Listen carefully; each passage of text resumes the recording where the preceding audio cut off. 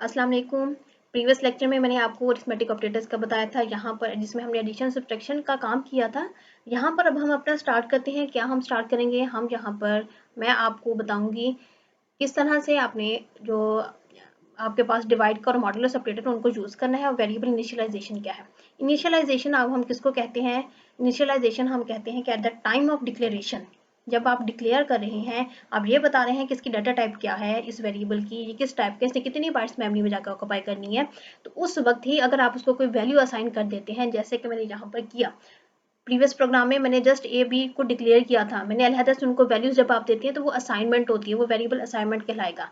लेकिन जब आप उस वेरिएबल की डाटा टाइप बताते वक्त उसको कोई वैल्यू असाइन कर रहे हैं वेरिएबल को, तो वो आपके पास क्या कहलाता है, उसको हम कहते हैं वेरिएबल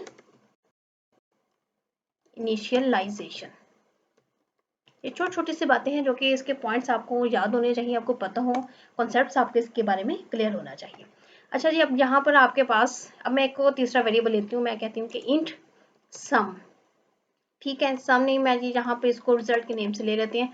RES कर दिया वेरिएबल का नेम। आपको जब इसके रूल्स बताए गए थे तो ये था कि आइडेंटिफाई के रूल्स में कि आपका नाम जो है ना वो शॉर्ट होना चाहिए और डिस्क्रिप्टिव होना चाहिए, जिससे हमें अंदाजा हो जाए कि किस मकसद के लिए यूज़ कर रहे हैं। तो इंट आपके पास आ गया RES रिजल्ट।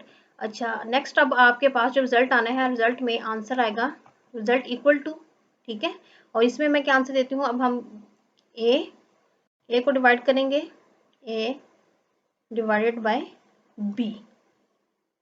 अब देखते हैं कि जी इसमें आपने क्या इसमें ए डिवाइडेड बाई बी किया है, तो आंसर क्या आएगा, सी आउट। इस तरह से भी कर सकते हैं, जस्ट रिजल्ट आएगा आपके पास और कोई कुछ नहीं आएगा, क्योंकि मैंने बाकी किसी इसकी आउटपुट के लिए कोई फॉर्मेटिंग के लिए कुछ भी ऐसा नहीं वहां पर दिया होगा। तो आपके पास आंसर क्या आया है, 2।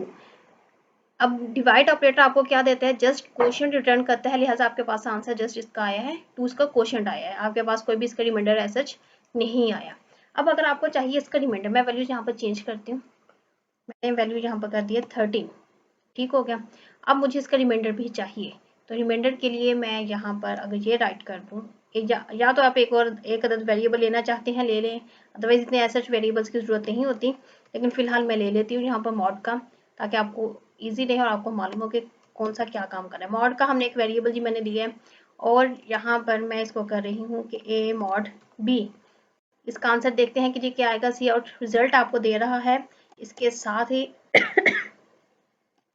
मैं /t कर देती हूँ स्पेस, मैंने 2 स्पेसेस दे दी, चाहे /t लिख दें या 2 स्पेसेस आप खुद से दे दें, इसमें स्पेसेस दे दी हैं, और उसके बाद मैंने ये लिख दिया है मॉड। इसको जी कंपाइल करते हैं,